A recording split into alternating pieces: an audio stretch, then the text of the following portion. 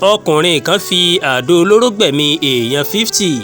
ọkùnrin ọ̀daràn kan ti ṣekú pa èèyàn tó tó 50 níye lásìkò tí ìwọ́de kan wáyé ní apá àríwá orílẹ̀-èdè Pakistan.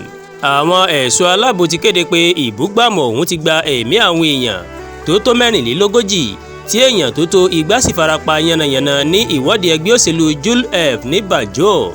nínú àtẹ̀jáde kan tí iléeṣẹ́ ọlọ́pàá fi léde, ọkùnrin tó wọ àdó olóró náà sára síná bolẹ̀ lára rẹ̀ lẹ́yìn tó rápálá bọ́ síbi tí àwọn olórí ẹgbẹ́ òṣèlú náà jókòó sí.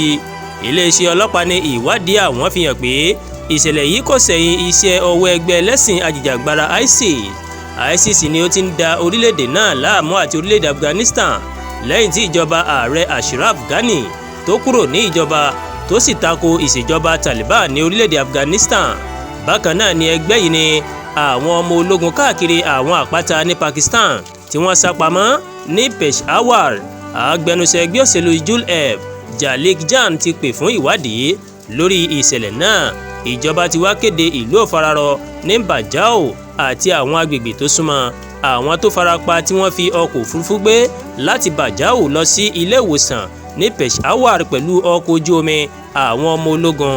olóòtú ìjọba Shehbaz Sharif ti bu ẹnu àtẹ́lu ìṣẹ̀lẹ̀ náà tó sì bá àwọn mọ̀lẹ́bí tó pàdánù èèyàn wọn kẹ́dùn, pàápàá àwọn mọ̀lẹ́bí olórí ẹgbẹ́ òṣèlú Julf ìyẹn Shola Jan, ẹni tó pàdánù ẹ̀mí rẹ̀ níbi ìṣẹ̀lẹ̀ náà.